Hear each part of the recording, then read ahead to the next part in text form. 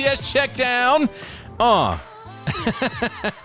I'm still getting used to it. I'm hitting the wrong buttons and all kind of stuff. Nathan McCreary, Brandon Joseph, Coach Ron Jackson here for the FCS CheckDown and episode number 2 here in 2026. We got a big week ahead, a big show ahead. We're going to be talking about all kind of stuff. Let's go ahead and talk about what we're going to be talking about. Coming up is going to be news around the subdivision. There's been big news around the OVC. FCS new hires. Coach Jackson has kind of mentioned the last couple of episodes about the opportunities that have presented itself in the FCS because of the coaching changes and realignment. So we're going to talk about some of the new hires and maybe who we think is going to be the most successful new hire. We're going to do kind of a recruiting segment, FCS recruiting top classes for high school and top classes for transfers. We're going to revisit the pretenders and contenders because I forgot last week and we missed it. And then we'll look into our FCS championship draft. Who did we select as the head coach and who will be our quarterback is what we're going to do this afternoon, gentlemen. But first, how the heck are you, Brandon?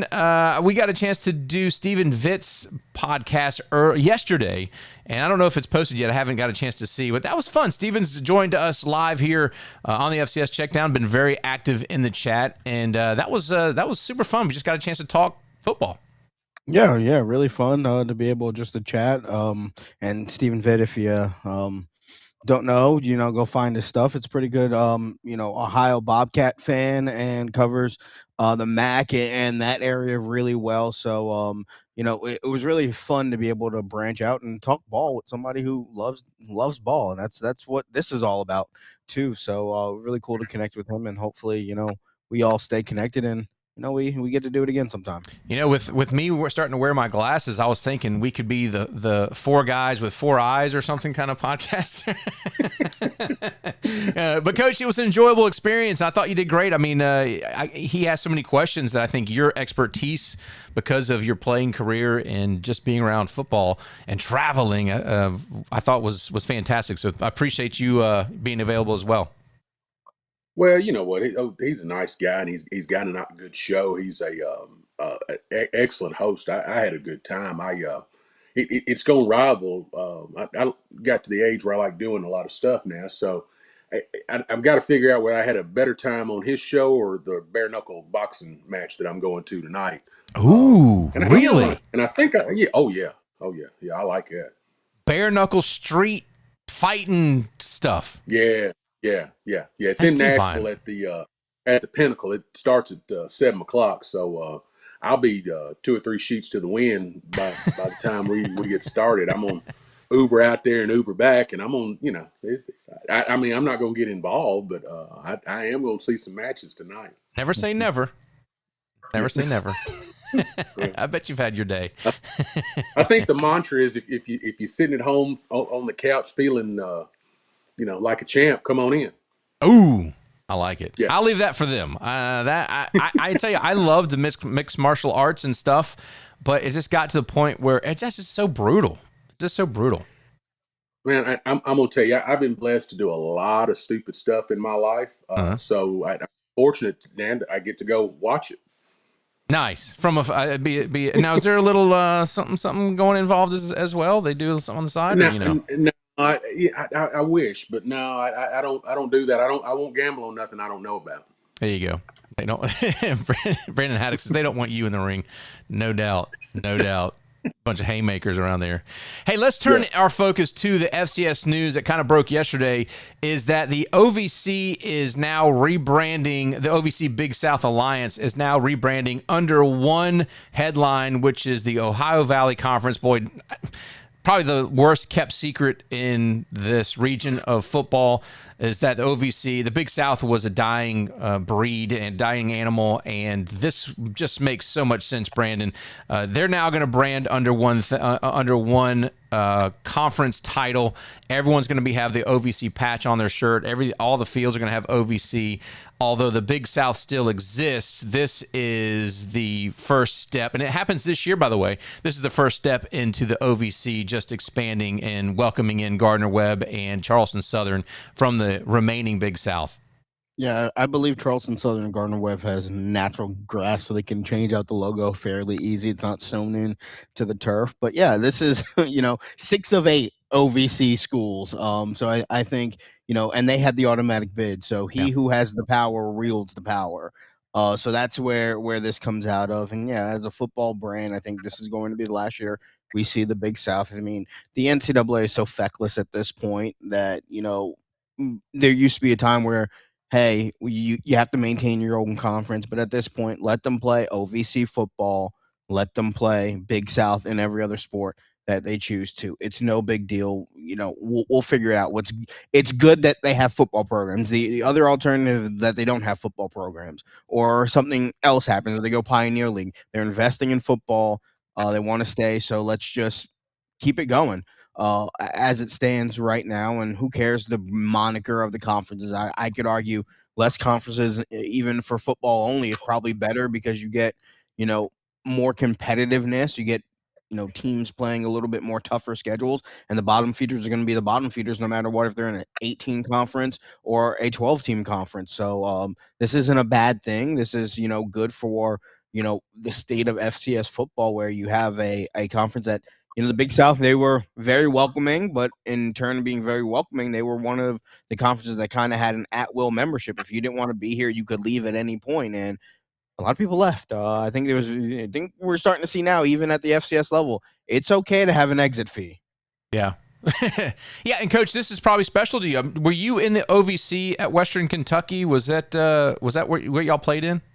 We were actually an independent. We had just recently left the OVC by Okay. the time I got there. But yeah, going to your graphic, I kind of wish to put up what the OVC looked like in 1985 versus what it looks like right now. I don't believe there's a actual Ohio Valley team in this thing. Oh, good point.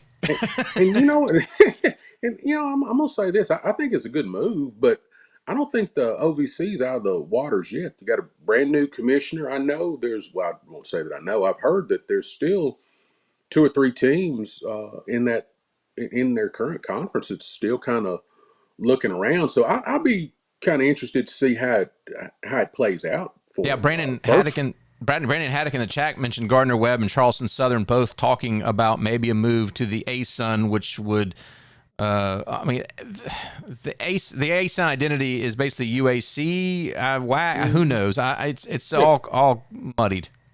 Yeah, well, Southeast Missouri's put out some feelers. I know UT Martin's put out some feelers. Western Illinois is just new to the OVC, Right. and so is Lindenwood. So I mean, we'll see. It's just a different looking conference, but we'll see. I'd like to see how it kind of shakes out for them, but I don't believe the shuffling's done there yet. Brandon, you're kind of our finance guy. You talk about money. What does it mean when you have these teams relying on a conference to negotiate contracts and bring in money for the betterment of the entire conference? Well, that's what it boils down to. I mean, the biggest duty of the conference is to make it viable for the team to be in the conference. Whether that is putting in teams around them that makes travel more efficient, or subsidizing them. I think the ACC ended up subsidizing teams to travel out west, especially the Olympic sports, to go play Cal and Stanford. I mean, that's the main job of the conference, to grow the revenue source that is the primary income to these universities, and whether that's local relationships or national relationships, that's the key driver of it. And when you take a look around, I think this was the big thing with the WAC ASUN that they went through. They looked at, and the WAC had a good commissioner. He was a great young talent, but he was basketball focused. That doesn't drive the revenue at any level. I'm sorry, you can have the best basketball conference, and it will still be out revenue generated by a mediocre football conference. In terms of how the money comes in, even at the FCS level. So I think that's where the duty of the conference is hey, you have to work for me, if I'm a university, to generate revenue, generate exposure as well, to build a viable brand that I can, one, not just the partnerships you bring in, but the partnerships that I can make locally on my campus, And then 2, drive enrollment. If I'm playing really bad, football is the biggest marketing tool that any university that has football has. If I'm playing in a bottom feeding conference that the football's not good, and we're traveling to bumble blank spaces and to play these games, Careful. it's not helping me get enrollment there, and we don't get the viability factor. I think that's the biggest key, like, to the Missouri Valley Football Conference is, we talk about they get a lot of, favor when it comes to the committee. Well, when you get that 6 team in, as opposed to some conferences that struggle to get 2 based on the fact that they're just not in the Missouri Valley Football Conference, that's big for recruiting as well, to go and say, hey, we're a playoff team, that they can go to local businesses and say, hey, we're going to get these extra games on national TV, and go to other recruits and say, hey, you can come in here, you'll play in the playoffs. That type of stuff, all those little things matter, and that starts at a conference level.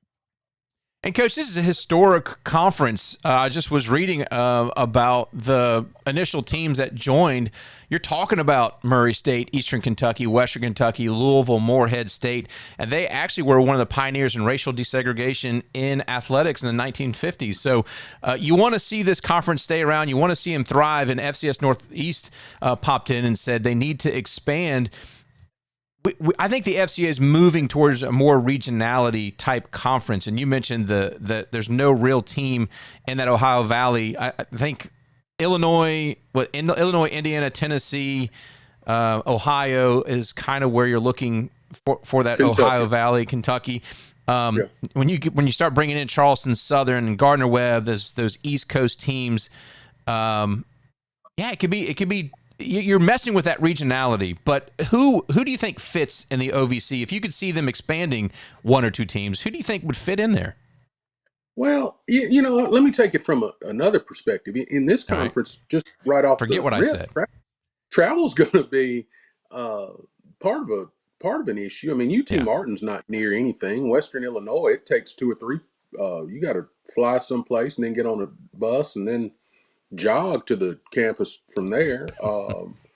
Eastern Illinois is tough to get to. Charleston Southern. If I'm them, and I would kind of be, you want to get back to a. I don't know who they would, quite honestly, come and get. Tennessee State is probably on the outs. They're an HBCU, and they're kind of looking to get into an HBCU conference. I think SEMO would probably be as well. They fit in more Missouri Valley, you know. Yeah, and believe it or not, losing Murray State was probably a big blow to the conference. So when it comes to expansion, they may have to dig down and maybe invite a West Alabama. They may have to dig down into the into D2 and try and pull out a couple of teams, but West Alabama, I guess, right off the rip would be maybe the first team that I would kind of go for. They're not going to be able to. I mean, losing Eastern Kentucky, losing Austin Peay were pretty substantial to them. But I don't know. I don't know where they go. West Alabama, I guess, would probably be the first call that I'd probably make.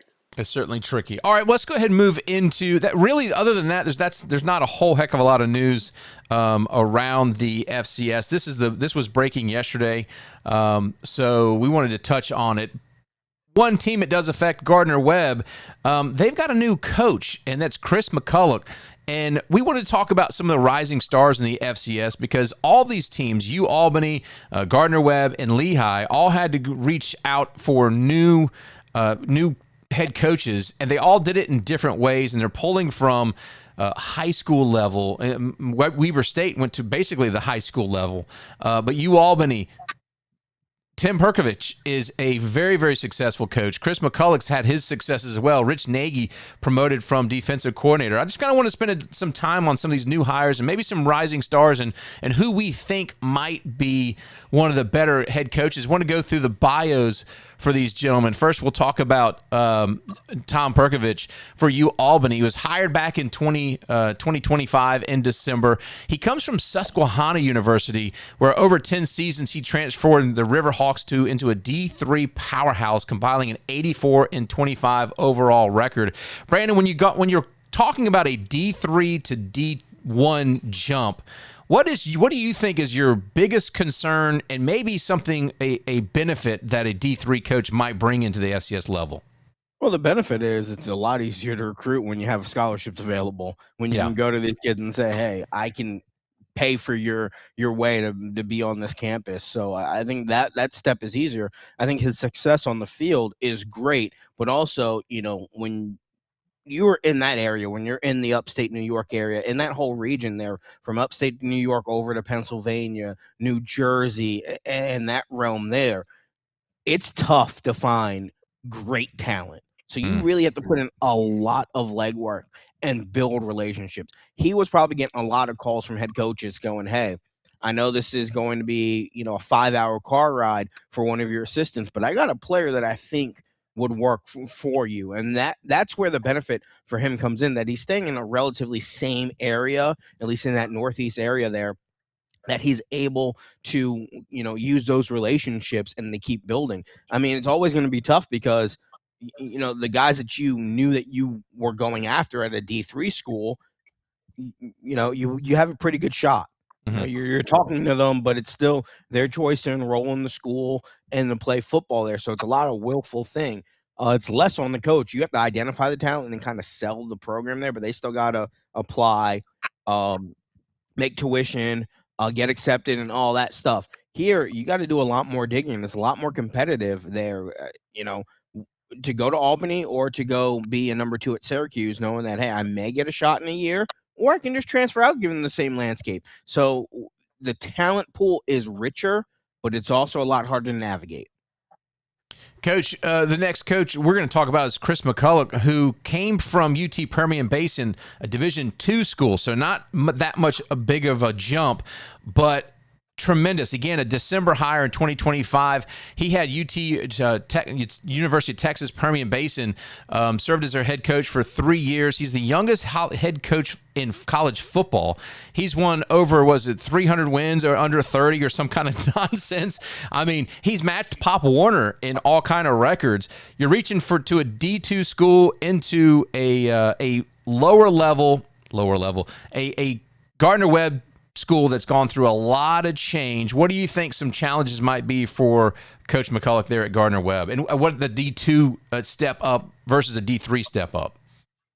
Yeah, one of the things when you go, that Coach McCulloch is going to offer is a lot of innovation, a lot of offense, a lot of at some of the lower levels you can do some things. I maybe give you a little bit of an example. In high school ball, if you coach at that highest level, there's some plays that you can run. And if you coach at the lowest level, there's some plays that you can run and get away with at the lower level that's just simply not going to work in a upper level game. So one of the things that he brings is a lot of innovation. Now, the downside to that when you dip down to start hiring guys from that level is, how do they evaluate the talent? You don't want, if you're Gardner-Webb, you've got, more to Brandon's point, you've got to be good at evaluating talent and the right kind of talent to bring in. Those guys a lot of times are challenged by, they see good in just about everybody. So he's liable to recruit that 5'8" defensive tackle that weighs 245 pounds, that was a monster in high school, that is going to get drove up into the bleachers when he's playing on the college side. So the evaluation of talent and bringing in the right mix of talent, you really don't want to. He's going to have plenty of guys at Permian Basin that wants to come with him, but they probably, in their hearts they could play, but probably not in their bodies. So yeah, and that's actually a good point, because going back to Tom Perkovich, he brought, I mean, it looks like he's got 8 to 10 players from Susquehanna making that jump from D3 to D1 rather. So that is a great point. Yeah, it might beef up his scout team a little bit, but the ones that's actually going to play on Saturdays, that's going to be pretty tough if you run those guys out against a good run them out against against South Dakota State and see what happens. But the evaluation is probably what's the biggest jump. Rich Nagy was named the head coach there at Lehigh. I think all of us were a little bit shocked at the change there because of, I think money had a lot to do with it. But Lehigh has been a perennial winner here in the FCS. They promote their defensive coordinator, Rich Nagy, to that position. Again, a different approach to hiring a coach. Lehigh, not a high name in the FCS level, but they've been successful. Brandon, I'll come back to you. When you promote within, obviously the number one is continuity that you're bringing to the program. Number two, he knows these kids and knows this program, but he's been around college football for a long time, and from what I could see, he's been kind of a coordinator-ish for a long time, and the head coaching is going to be a new experience for him. Yeah, he was the head coach for a short time at Allegheny College. So, I mean, he knows how to run a program. I think the biggest thing for him is it is much easier, and I don't want to disrespect, any defensive coordinator, to promote the defensive coordinator to a head coach and keep the offensive coordinator. And that's exactly what Lehigh did. The defensive coordinator during the game, especially if he's on field level, doesn't really have a lot necessarily to do with more in the position coaches making those fine-tuned adjustments. 9 times out of 10, the offensive coordinator is calling plays, personnel things. There's a lot more to do offensively in game. So by promoting the defensive coordinator, it's about structure and organization. That's the key to the defense. Structure, organization, and then attack. So you're able to keep that in line. He's probably a guy, and I don't know if the offensive coordinator has had coaching experience. Probably a guy who's been there before. You trust him in a little bit bigger office to kind of manage guys. And also, like I mentioned with defensive coordinators, they rely a lot on their positional coaches, their assistants, to do the day-to-day work. So that delegation is key as well. So for Rich Nagy, he's able to be that delegator, allow the OC to do his thing in place to run his offense. I think that's the big thing for them. If you're going to keep the OC and the DC in place, there's no harm in promoting the DC, and as long as you let the OC have full reign of his offense, which we see a lot, especially guys who have worked together on the staff before, to go ahead and go, okay, you run your offense, I'll run my defense, and I'll effectively just be the guy that yells at the white hat and call the timeouts, and that's just kind of how they're going to operate there at Lehigh. But for that, it's just if you can keep the guys in place that want to be there, that's huge. That's key to retention of the roster as well. And also, both those coaches, but Nagy included, very well in tune with the guys who are on their board, their radar, not just, the guys that were coming in, but you recruit that depth, that 2 years down the line. You're looking at juniors. Okay, who do we have the opportunity to look at there?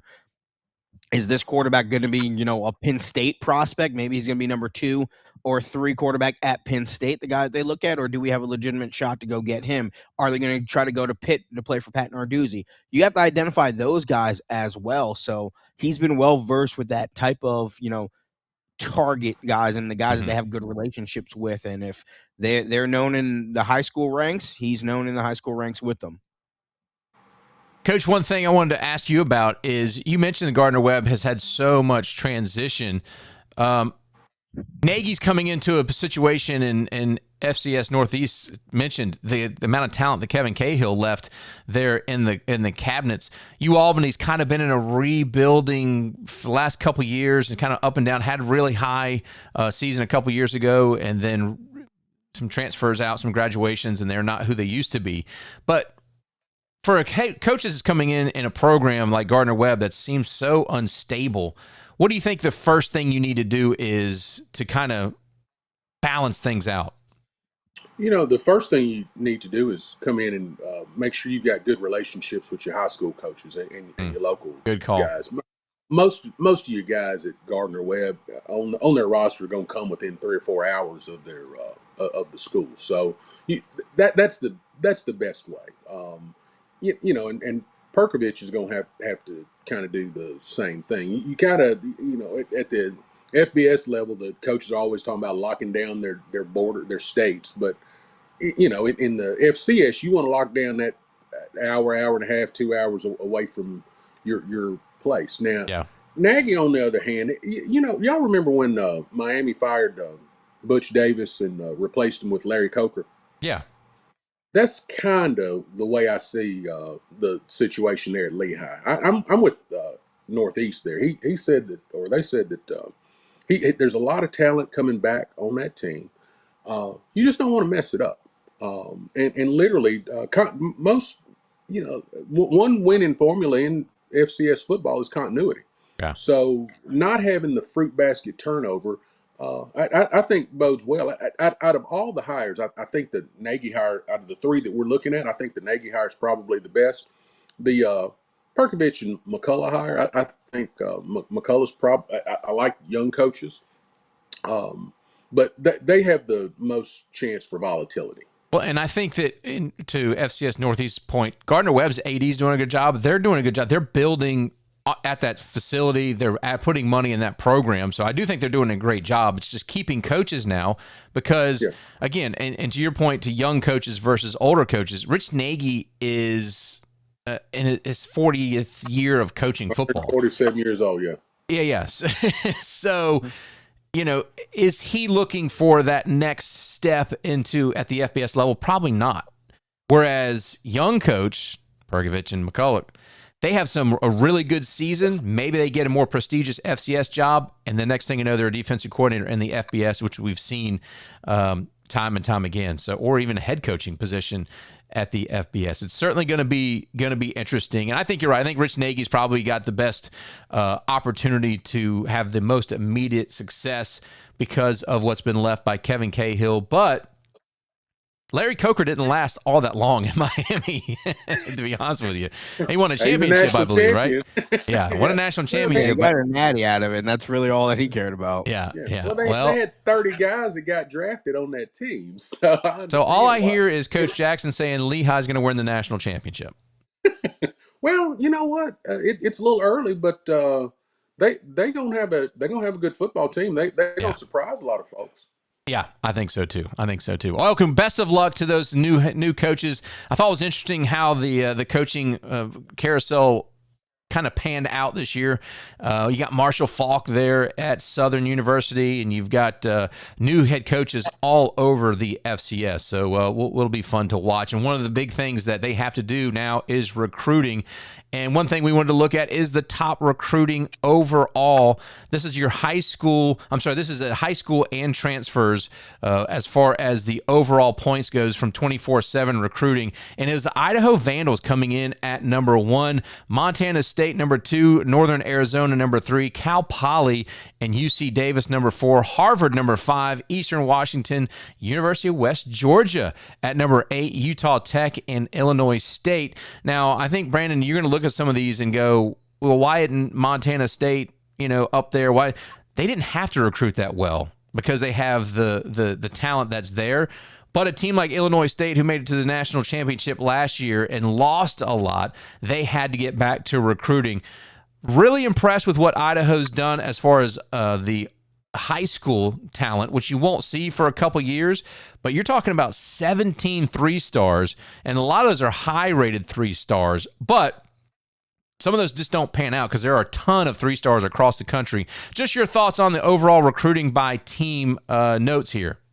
Yeah, and what's not there? Obviously, North Dakota State. Yeah. North Dakota State and Idaho State, and even Montana State to a certain degree, have the same philosophy. This is why I've said for years, in terms of what we see on the field and what we see in that coaching, that athletic building, North Dakota State was always primed to go FBS, and Montana State and Idaho State have the same philosophy. ABC, always be recruiting. I don't care if a 3-star isn't going to find out, but I want all of them to see who's going to work. That's just the mentality there. And now that you take away North Dakota State, there will be a shift in things. North Dakota State, on their end, they're going to learn that they just can't dominate the state of Minnesota and think they're going to win football games. Guess what? You're going to play South Dakota State to have some very big Samoan guys that are bigger than the guys that you've won. So we're going to start to see a little bit over the course of the years, a couple of trickle-down effects to where there are going to be more guys in the pool. So for Idaho and Montana State, start building that depth, start building that talent there. And then, you may lose 10 guys at some point to an FBS. You may not, given the fact that they may only be able to transfer once in their life. We don't know how that's going to pan out over the course of the next year or so, but you want to have that depth there. I want to hoard the talent. That's the whole belief of I want all the talent here, and I will figure out kids' happiness, playing time, and where they want to be when I get there. There were some kids who are just fine being on the team and waiting 3 or 4 years to earn their spot. There are other kids that get antsy and want to leave the program. I'll deal with that on a case-by-case basis, but I want those guys in the program. And I think, Illinois State, yeah, we need to get more talent in. We lost quarterbacks, receivers, and things like that. But for perennial powerhouses like Montana State, Idaho's a very good, final 8 team most years. This is the philosophy that we see that separates them from a lot of these schools that ride the wave of FCS football. Is I want talent. I want to be the number 1 recruiting class every year. I don't care if I'm losing 2 guys, like 2 important seniors. Mm-hmm. I want to bring in 13 guys and figure out how to replace them over the course of the next 2 years, even though my backup should be ready to go. Yeah, and push the competition level, Coach, because these kids are coming in, and I mean the competition. The only way to bring in new talent is that competition, because really they rise to the level. And one of the things I wanted to ask you about is, you look at a team like Idaho that got 17 3-stars, Montana State's 14 3-stars, 13 3-stars. A lot of those are the new recruits, high school. In the new world of college football, how do you compare? And we'll get to the top transfers and where they went here in the FCS, but how do you compare those 3-star high school talent players versus maybe a transfer that he was a 4-star coming out of high school, he's dropped a little bit to a 3-star and he's transferring out? How would you compare those kind of athletes and that difference in type of recruiting a player that may have a little bit more experience but he hasn't made it at the college level? Well, you're going to go with the college level player first. So Yeah. when I look at this list, the first thing that stands out to me is the number of 3-stars that these guys have signed. In years past, they wouldn't sign 14 or 15 3-stars out of high school. Most of those guys would have gone to a little bit bigger school or something like that. So there's a higher level of high school athlete left over because of the transfer portal and the NIL. Your high school kids are typically a little bit cheaper than your current college players. They're not really looking for NIL deals. They're looking for places to go. So the thing that kind of catches me off guard here is that West Georgia is the only Southeastern team that breaks into the top 10 here. It's hard for me to believe that Northern Arizona and Cal Poly are reaching down into Texas and Florida and Georgia and signing a bunch of players. So I'd like to get behind where these numbers kind of come from. Well, and I also think when you have a coaching change like West Georgia went, a lot of those West Georgia kids go to Mercer, and now they've got to bring in and they've got to do a better job of recruiting. And Steve Englehart there, coming from Presbyterian, he might have used that pipeline there in North Carolina to bring him in. Coaching changes have a huge impact on recruiting. That's exactly right. There are kids that committed to West Georgia even before Joel Taylor left that probably stayed, or they were intent on going there, that said, you know what? I still want to be in Carrollton, Georgia, as opposed to going and following the coach to Mercer and things like that as well. So this is, I would say, in terms of West Georgia, a blend of new coach, old coach, and the foundation of showing that this is a viable place to go and play ball. I think next year we'll see if Mercer's up there and West Georgia falls down, who put in a little bit of the work to get them to 8. But the coach's point as well, is it a little bit shocking that we only get 1 team from the state of Georgia and no teams from Texas in there? Yes and no. The way that I kind of look at it, and what I've seen and talked to the coaches at the FBS level here in the state of Georgia, is that they still recruit high school just as much as the transfer portal. And Kirby Smart has a great philosophy on the transfer portal. It's on an individual basis. And to your point, Nathan and Ron, of how you bring in those guys, well, do you look at a player who is a 3-star or 4-star high school player that dominated in one of the best states, I say the best state for pure talent in the nation, or do you go for a guy who did that maybe 1 or 2 years ago but hasn't really played meaningful snaps? That's the evaluation process. A lot of those guys in the transfer portals that were 4-stars that dropped to 3-stars, they haven't played. They're not transferring because they want a better opportunity. They're transferring because they're held behind somebody who's a 5-star that's going to be in the draft in 2 years and they want an opportunity to play. So that's where the evaluation comes in. but it is still very critical for them to recruit the state. And that's what you're seeing in the state of Georgia and the state of Texas. Texas still dominates the state of Texas. So does Texas A&M. So does Texas Tech when their quarterback's not gambling on football games, or former quarterback's not gambling on football games. And you have all these schools around there in the state of Georgia, Georgia Tech, and you can even reach into Auburn, Alabama, SEC, ACC. They all recruit the state of Georgia very well. That's where the talent goes in. So you go look at the quarterbacks in the state of Georgia, and you go sort them out of the high school seniors that came out. There was about 12 guys playing FBS football on that list. There's no other state that has to deal with that. So, that talent level, and then you're going in, they're taking 3 stars and putting them into Power 4 programs there because they believe in the development track. So I think that's where the recruiting comes in a little bit tough, that, Mercer can recruit the state of Georgia very well, but they have to take a 2-star quarterback in. It doesn't look good in 24/7 rankings, but I'll guarantee you that 2-star quarterback's better than anything the state of Minnesota's putting out, South Dakota, North Dakota, Idaho, or Montana's putting out in high school ranks.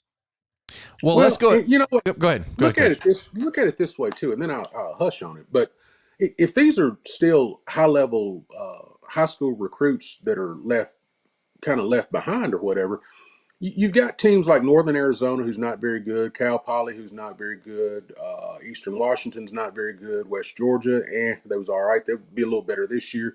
Utah Tech, wasn't very good either. So maybe these kids are literally just going so that they have a high-end 3-star, goes to a program that they know that they can play at, so they can transfer in another year or two. I think that's probably displayed on this list too. Which shakes the landscape of college football at the FCS level when you have players coming in and then as soon as they have a successful season, they bounce to FBS. But let's go ahead and take a look at the top transfers at the quarterback position and where they went, as far as, again, these rankings were from 24/7 recruiting. Jaden Davis, transfer from Michigan, going to ETSU. He was a high 3-star coming out of high school. He has maintained that 3-star going to ETSU. Marco Davila, Nebraska, going to Abilene Christian. Big kid, 6'2", 235. And Walker White, Baylor to Central Arkansas. See the UAC there getting some really good recruits. One player that may be missing and people may be asking about is this kid Anthony Rizak from Notre Dame, who transferred to South Dakota State and is expected to be their starting quarterback. He didn't even touch the top 5 of the quarterback recruits transferring in the FCS. Here are our top 3. Brandon, your thoughts about these young men? Yeah, I think for Jaden Davis, he was a kid that was very highly talented. He ain't 6'1". That's his biggest problem. Right? That's going to be the biggest detriment. And listen, you go to Michigan, you kind of hope that things work out your way, but you knew you weren't sniffing the field the moment Bryce Underwood signed with the Wolverines. So it was just kind of position yourself there. And we've seen it at the FCS level, and there isn't a reason why he can't find his way back up there to the FBS level eventually. The FCS level will play a 5'11", 6-foot quarterback and make them look very good, and then they can thrive at the FBS level. Diego Pavia, he was a guy that played lower tier ball, and you just got to find the right fit. I think a lot of these kids, they struggle with, and Marco Davila, they upheaved that whole quarterback room. Matt Rule did over at Nebraska. Dylan Raiola ended up leaving. Dayton Raiola was committed. He was going to be the heir apparent to his brother. Then they all realized, hey, Dylan Raiola is not very good, so he went to Oregon to be a backup to learn how to be a quarterback. Dayton Raiola realized that if my brother isn't as good and I'm not as good as my brother, let me switch positions, become a tight end over at Oregon as well. And then Matt Rule had to look around that quarterback room and go, okay, we recruit a specific type of quarterback, and Davila is kind of in that same, backfield creator, Manziel type of schoolyard shenanigans type thing, but he is a little bit bigger. He can probably push the ball down the field, I'd argue, a little bit better than Raiola could, but Raiola had higher ups, but also lower lows. So for Davila, he's going to go to a place where, with Abilene Christian, that you're going to throw the ball, but you're also going to be required to be smart at the quarterback position, use the run game, make the correct reads and throws there. And for Walker White, he is a true Texas type quarterback, throw the ball around, big kid, big arm there. So for Central Arkansas, this is going to be very interesting how they play out, because I don't think he's the most mobile of quarterbacks, given the small information that I have on Walker White. I don't expect him running read ops the whole time, but he's going to be that typical drop back and push the ball, big arm down the field. Coach, one thing I wanted to mention is the ETSU bringing in Davis. They also have Mason Mims, who came from Louisville and is going to be pushing. We talked about that competitive nature and then pushing each other. You got two really, really good quarterbacks there at ETSU. It's going to be a fun battle to watch. But your overall thoughts on these QB transfers? Well, Davis to ETSU is good for him because Will Healy's one of the better younger coaches coming up. So, he's going to get plenty of opportunities. The Davila kid going to Abilene Christian, it's a good thing he's 235 pounds. The way they protect their quarterback, he's going to get hit a lot. He could end up playing fullback by the time it's all said and done. The Walker White going to Conway, that's a fantastic move for them. Now, that Central likes to throw the ball. They like to throw the ball down the field. They've got good receivers. Out of the three, I kind of think the White decision to Conway is probably the best, followed up by Davis and then Davila. Yeah, I think it's going to be fun to watch those young men and see who wins the starting job. I mean, there's going to be a lot of competition there at the quarterback position. Top running back transfers, Sean Boykins Jr. transfers from Louisville to Delaware State. He's the top running back according to 24/7. Joseph Dodds from Baylor will transfer to Stephen F. Austin, and Ricky Stewart Jr. transfers from Texas to Stephen F. Austin. Tell you, the Lumberjacks really did some high-end recruiting in the transfer market, and they've got two really good running backs here. Sean Boykins, don't know a whole lot about. Big kid, 6'1", 195. Joseph Dodd, 6', 222. And then Ricky Stewart, 5'10", 197. Brandon, I'll let you start here. That the coaching hire at Delaware State paying some dividends. Yeah, and that's what we talked about last year with these guys. Will have a lot of credibility with players that watch them grew up. They want to go play for guys that they've played with in video games or saw on TV. And as long as you utilize that in the right way and get the right kids in there, you can get a little bit of that rub. And I think, we saw it when Coach Prime went to Colorado. We're seeing it now with Sean Jackson and Mike Vick. They have credibility instantly walking into these kids' home. It's what you make of it. Can he develop a situation where Sean Boykins can thrive? That's going to be key for him. You take a look at what Stephen F. Austin's doing. They've adapted the philosophy of running back by committee that a lot of schools have gone in. What's better than one running back? Two running backs. That way one running back doesn't take all the hits for 4 quarters. I can switch them up, do different things. I can throw two in the backfield and really create mismatches. Can you imagine a scenario where they go 2 backs, 2 receivers, and a tight end? How are you covering that if they decide they want to throw out of that formation? You don't have enough bodies on the field. You'd probably have to take a timeout and go dime at that point and just hope that your 4th cornerback and a linebacker are mediocre at best in coverage. So I think that's the philosophy of Stephen F. Austin right now is let's get weapons and we'll figure out how to use them. Yeah, we'll see later how well they did overall because we'll look at the team rankings from the overall team rankings for the transfers. But Coach Jackson, some really good looking running backs, 2 going to Stephen F. Austin's. Just your thoughts here. Well, the Boykins kid's a good looking running back. He's going to make a difference at Delaware State. Now, the 2 kids that are going to Stephen F. Austin, I guess Coach Carthell's going to run the triple option.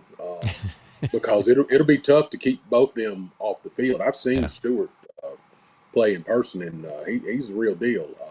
He's going, all them running backs want the ball all the time, so I would expect to see them both on the field at the same time. Now, I don't know how that works. I can remember a few years ago when Central Arkansas had 2 All-Americans. They had Shonderick Powell and Hale, Darius Hale, and the Hale kid.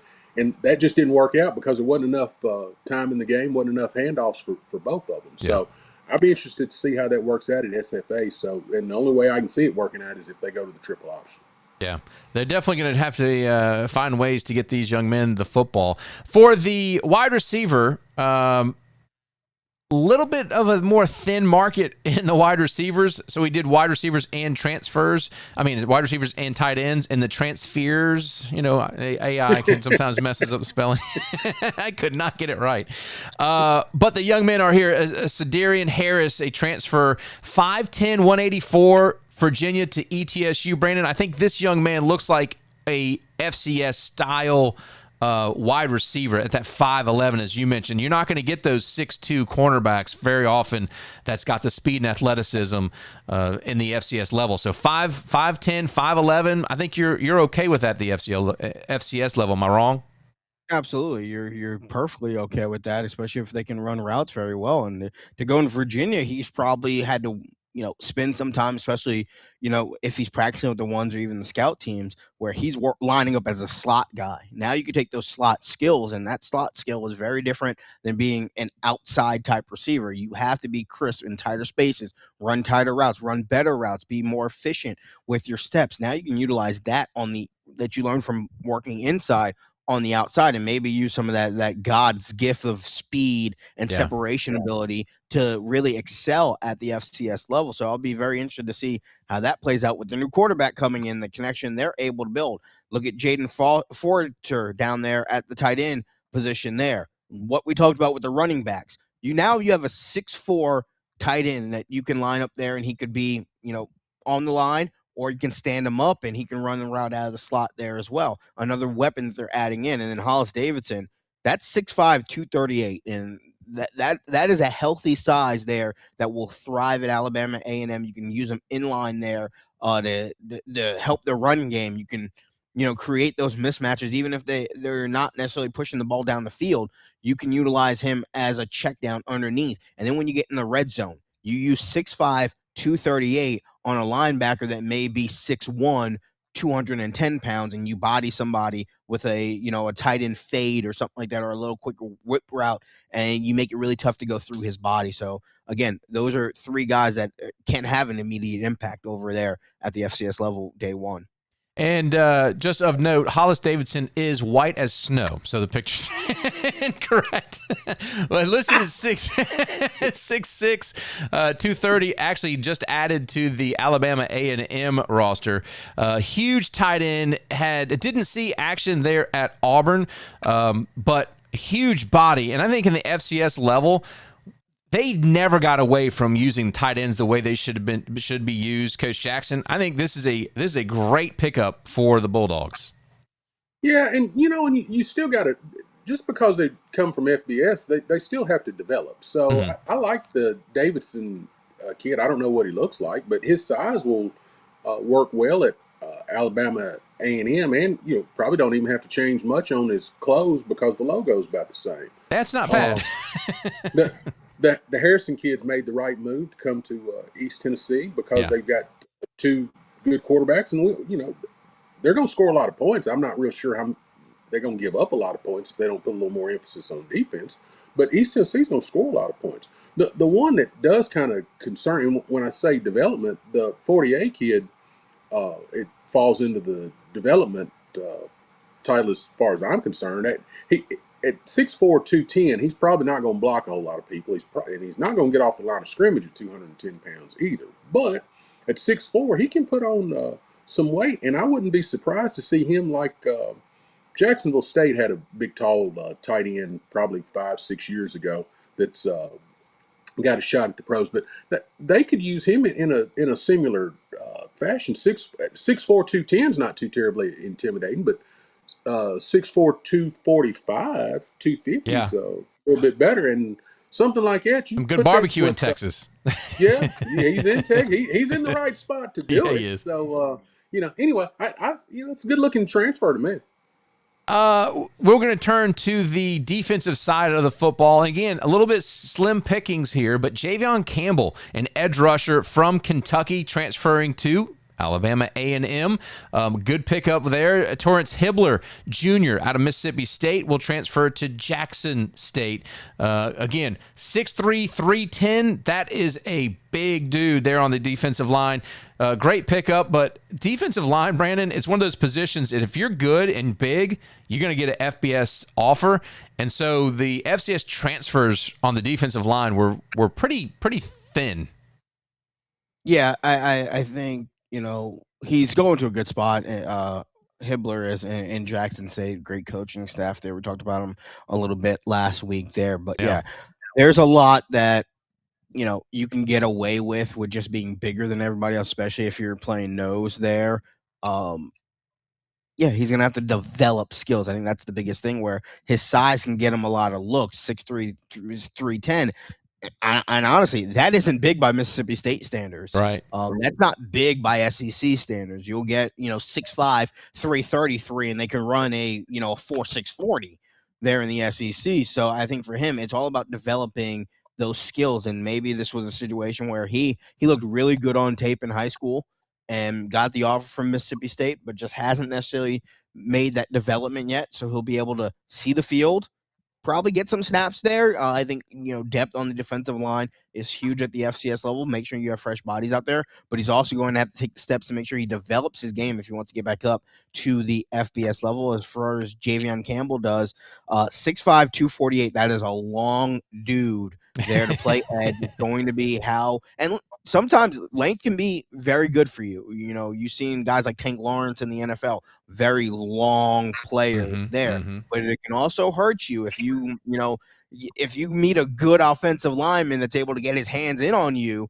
You have a tough time using that wingspan to try to break off and try to make a play, but you do have the ability to throw the arms up there. So it's going to be for him as well. And I believe the coaching staff there is more defensive oriented. I think Sam Shade was a defensive guy.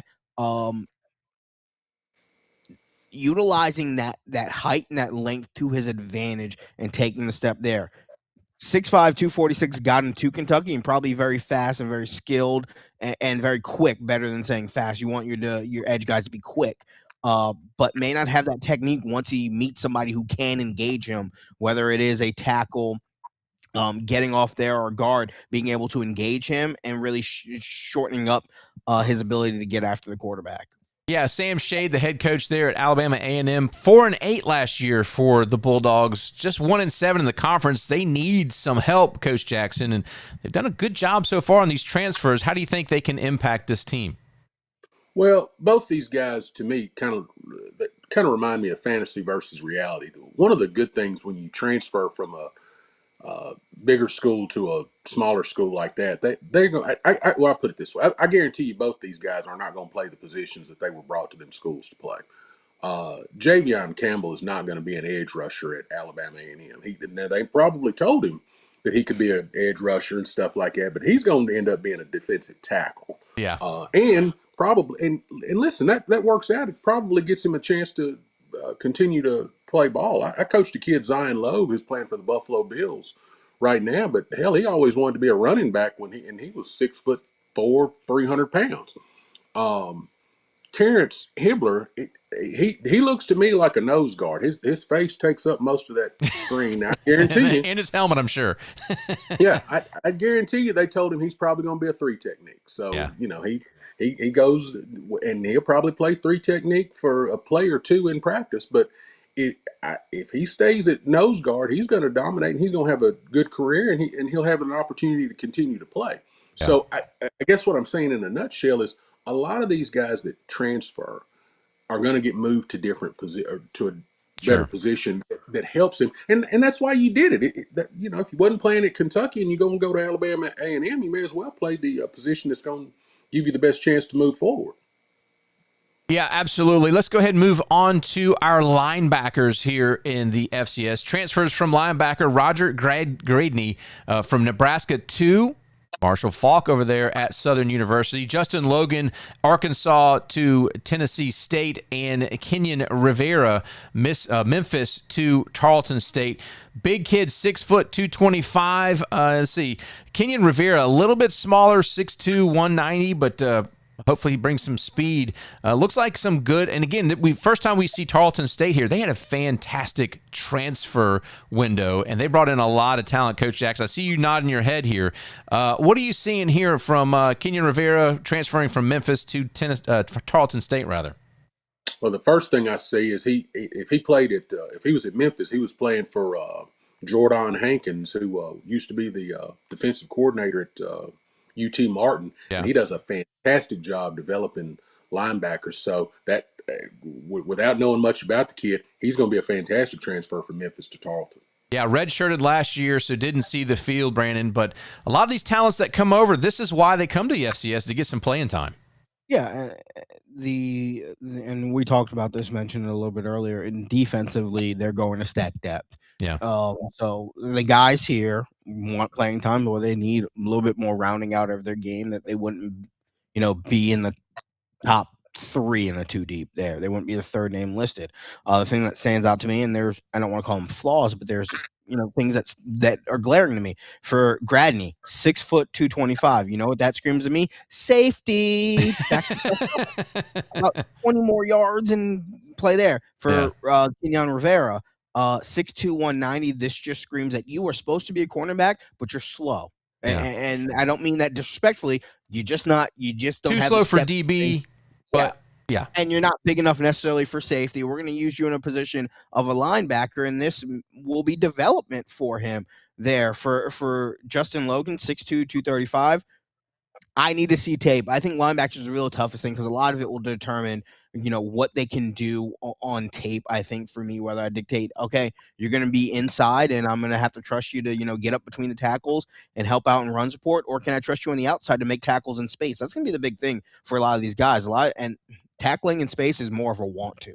Yeah. You got to want to throw your head in there. You got to want to tackle in space. It's also going to require to have a little bit better vision, or I would say, knowledge, or just a filing on plays to kind of know how plays shake out, and that running back coming out to the flat, where can I cut him off there, and that a lot of times that's reps. So I think for all these guys, other than Gradney, probably end up going to be, or should be, a safety at some point at the FCS level. 6 foot 225 will let you see the field as a linebacker. Rivera probably came in at some point, played some cornerback, moved him over to linebacker there. For Logan and all these guys, I need to see tape on them to get a better feel on how they're going to play. Sure. But, there's opportunity there for them to see the field, definitely. Kenyon Rivera out of Buford High School, so we have seen him a little bit. He wasn't a name that kind of popped out when I saw it, but did play at Buford. Great football team at the high school level. And Roger Gradney was a 4-star coming out of high school, and transfer, he is not a 4-star, so obviously didn't rise to that challenge. Going to Southern, I think it's a great move for them to pick up a very talented young man. All right, up next, we're going to the defensive backs position, and it's Braden Orlandi transferring from Small Carroll College over to Montana Grizz. He is a extremely well thought of a player moving over up into a division. Andre Gibson from Kansas to Northern Arizona Lumberjacks. Also, the Lumberjacks doing a great job overall, SFA and NAU, picking up some big talent. And Cam Smith, the safety out of Iowa State, transferring to Youngstown State. Again, these players, they have that normal size for FCS kind of defensive backs. You see, Orlandi is a little bit heavier, as well as Cam Smith, but we should see. FCS Northeast says Nebraska signs fake 4 stars. We should see these young men on the field quite a bit, Brandon. Yeah, for Orlandi, it's going to be stepping up to the FCS level. The game's going to be a little bit faster, and he's going to have to make that adjustment. Checks the part there. I think defensive backs there as well is going to be, something that you have to, once you get to that second, third level, it's all tape dependent. What you see on tape, a lot of guys can be deceptive. They can be, 6 foot 190 something and play like they're 6'2", 250 with the speed factored in as well. Andre Gibson, it's going to be, what do you do at the line? Are you more of a press? Do you need to play off? How do you react in zone? Are you making the right decisions in zone? So I think to get a better evaluation, you need to see these guys and how they perform. But again, coaching opportunities. They're not going to, and no disrespect when I say this, Pioneer League schools where they're just going to check the box and say, I play college football. They're going to places where they're going to get coached. Yeah. And they're going to have to be comfortable getting coached. They're going to make mistakes, and they're going to get coached on it. So it's going to be, they have an opportunity now to get a lot better and to learn for some fairly good defensive staffs. Coach Jackson, Cam Smith actually played some good time at Iowa. He, I believe he spent 3 years there for Iowa State, rather, and transferring into Youngstown State. Good talent, lots of experience. That's kind of what you want. If player's going to want to finish his career maybe as a starter rather than just coming off the bench and seeing some time here and there, it's a big pickup for Youngstown State. And he's a big kid, 5'11", 210, safety. What do you think? Well, I like the picks. When it comes to the transfers overall, it seems to me like more the FCS guys that are transferring to the FBS, if they make it to the field, they work out pretty good because they were quote unquote overlooked. Yeah. Some of the guys, I hate to break it to some of these guys, if you didn't play from the team that you're transferring from, you're probably not going to play the team that you transferring to. That's kind of Brandon's point on, got to have a little more tape and stuff like that. So the name on the jersey is not necessarily indicative. Just because he's going from Kansas to Northern Arizona does not mean that he's going to play, but it tells me that he's in a better position to compete. Sure. And I think that's what all these guys transferred for, was for an opportunity to compete. So they weren't overlooked. They might have been over recruited. So it does work its way back out. But yeah, Cam Smith going to Youngstown State, Doug Phillips does a good job with their defense. The kid that's the most intriguing to me is the one that's transferring to Montana, because he's coming from a smaller school. Yeah, he fits. He has to fit whatever dynamic that they are looking for. So maybe they want to be a little bit bigger at the safety position. Maybe they want to be a little bit quicker at the linebacker position. But what they've done is they've not recruited him just because he's come from a big name school. Right. I think they've done their homework on Braden. I kind of trust him. I think he'll probably be the one that makes the biggest impact on his team out of these three. Well, let's take a look at the overall recruiting rankings, and Tarleton State sitting at the top with 15 commits, 8 3-stars that are transferring in from another college into Tarleton State. Alabama A&M, we mentioned them. Tennessee Tech had a big season. We didn't see any of those top tier, but that could be them adding depth with 12 recruits, 8 3-stars. Northern Arizona did a great job. Cal Poly, ETSU, Abilene Christian, SFA, Austin Peay, and Prairie View, who had a great season last year, picking up 4 transfers. 3 of those are pretty high 3-star recruits. And one thing I wanted to show you is those teams there, okay, that's your transfer. Here's what the impact is, taking last year's numbers, how transfers impacted. Here are the top transfer teams from last year. Sacramento State, obviously jumping to the FBS. Austin Peay, Rhode Island, Delaware State, and Tennessee State. Look at these win improvements with the transfers. Sacramento State had a +6 win improvement. Austin Peay had a 3-game win improvement. Rhode Island, they were good before. They were good after, so they didn't really have an improvement. Delaware State, a 7-game win improvement over the previous year. And Tennessee State, well, they couldn't find the formula to get it done, but they had one of the top 5 classes. It didn't relate into wins this year, but it could relate into some this coming year, because both those players have a couple of eligibility left. Brandon, I just want to get your thoughts overall on what a good transfer class may mean for an FCS program. Well, you take a look at, the top 2 guys, quarterbacks.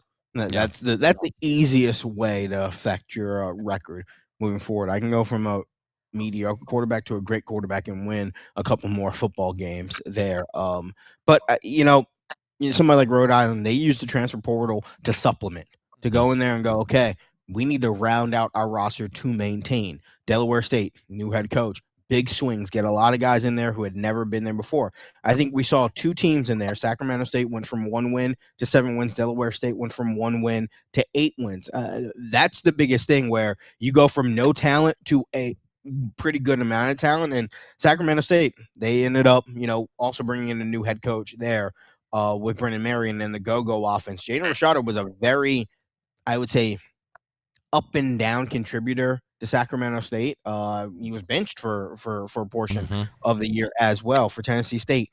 What happened in Tennessee State, I would think relatively late in the grand scheme of things. They lost their head coach to Bowling Green. So it's a recipe, but it's not an exact science. Coach Jackson, thoughts on transfers and how they may be impactful? Well, the first thing that comes across to me is that your top two teams that had the most transfers last year also have top 10 amount of transfers this year. So I kind of wonder how sustainable is that? Like Jeff Ferris does a great job at Austin Peay, and he's a newer coach. He's a younger coach, come from I think he was at Duke at some point in time as an assistant coach. But I don't see. I mean, and I'm old school, so it's probably a me problem. But I don't see how you're going to be able to bring in 30 new players every year and have that work and have that be successful. I know it's worked his first year, probably going to work out this year. They're one of the better teams, but I don't see how that works 4 or 5 years in a row. I mean, and the other thing that tells me is new coach means a lot of new transfers are going to come in. Everybody's leaving and everybody else is coming in. And, if that's the formula for immediate success, I'm kind of like Brandon, it probably is, but I just don't know if that I don't know if we're saying these same 5 teams are in the same positions in 2 or 3 years from now. We shall certainly see. All right, so we are over an hour, so we're going to have to skip once again the pretenders and contenders. I will save it for maybe either next week or maybe I can just do a quick one early week in the week or whatever. But let's go ahead and get to our FCS Checkdown draft. What we're doing is we're building a championship team. Last week we talked about which coach we would have. We had a lot of coaches out there on the board. We had Kobe Carthel. We had T.C. Taylor. We had Brent Vegan, obviously, and which Brent Vegan was the winner of our poll. So this time we're going to talk about quarterbacks, returning quarterbacks for the FCS. Kelly Ayotte with Montana had a fantastic season. You also have Justin Lamson from Montana State, who's going to be returning. Bo Brungard is going to be returning for Youngstown State. Ty Pennington, Idaho State's Jordan Cook as well, returning. Quick thoughts on a returning quarterback, Brandon, that you feel like could lead you to a national championship. Sans Lamson, since he already did it. Yeah. I think the most important quarterback to his team is Chase Mason over at South Dakota State. Nice. I mean, he was injured last year, and South Dakota State was hot trash. And that's not a disrespect to the 11 on offense, 11 on defense that suited up. I think that's more of an indictment on Dan Jackson and the coaching staff not being able to put together a proper team. But he is the most important quarterback, I think, to his team and the aspirations of what they feel they can accomplish this year. So for me, I'm putting my money, if I have to take a quarterback on, being the integral part of winning ball games, it's got to be Chase Mason. All right, Coach Jackson, who you got? Well, yeah. First of all, I guess I need to explain myself. Last week or last show, I picked Coach Carthel. Yeah. I thought we were putting together a team that would have to beat Coach Vegan's team. That's why I didn't pick him. So anyway, for a quarterback, I don't see how you can go against the Lamson kid. I just don't. He brings way too much to the table. I like the Ayotte kid from Montana, but I don't see how you can vote against the Lamson kid. Yeah, and I would go with Kelly Ayotte. I mean, watching what he did, although he lost twice to Montana State last year, returning, I think he's got a lot of tools around him, but I think he's just a young man that's fun to watch, and I think he can get the job done. We'll put the poll out on X to see what our listeners and fan base of the FCS want to see as our FCS Checkdown Championship build-out continues. Gentlemen, we'll wrap it up there. Yes, sir. Don't forget about the kid at Southern Illinois who got another year who's coming off an injury. DJ something. DJ Williams. Yeah. Don't forget about him. He's nice. There's Devin Farrell as well. There's a lot of this may be, I would say, the most depth-filled quarterback at the FCS of just talent. I don't think we're gonna. In the past couple of years, you've had about 5-6 guys, and you saw a distinct drop. You have about 12 guys that can lead their team to victory week in, week out. Yeah, I can't argue with that. I think certainly we've seen how important these positions are when Gronowski goes down, or one of these major DJ Williams goes down, and the entire team takes a dip. It just goes to show how depth and how important these leaders at the quarterback position are. All right, gentlemen, thank you so much for the time. Go check out Stephen Vitt's podcast. We got a chance again to do that earlier this week. We just talked about college football, and Brandon, Coach Ron, and I were on with Stephen Vitt, and he's been a great person on the show that's been in the chat and following us and had some great kind words to say, and he's definitely a football fan. FCS Northeast, thank you so much. Brandon Haddock also in the chat. Don't forget to like and subscribe. It does help. If you're watching this in replay, leave a comment. We'll go down there and check out those comments and try and bring in your thoughts on the show and what we can improve. Off season's a little awkward sometimes. We try and bring the best coverage that we can about FCS football. So, gentlemen, thank you guys so much. Any final words, Brandon? Is it wrong if I order Cracker Barrel for lunch? No. Hell no. No. Coach Ron? Well, I don't want Cracker Barrel for lunch, but I do want FCS Northeast to eat a little bit better before he comes on the show the next time. He's been a little strong in his opinions. He's ornery in the guy. Yeah. He has not said one thing that he's liked in 2 weeks. Hates recruiting services. That's okay. Yeah. That's okay. Next week, bring something you like. FCS Northeast, a challenge to you next week. I think we bring him on the show. Bring 3 things you love into the chat. All right. I think he did say he loved Coach Ron. Maybe not. Yeah, I like him too. Gentlemen, you're the best. This is the FCS Checkdown for Coach Ron Jackson. For Brandon Joseph, I'm Nathan McCreary. We'll see you next week on the FCS Checkdown.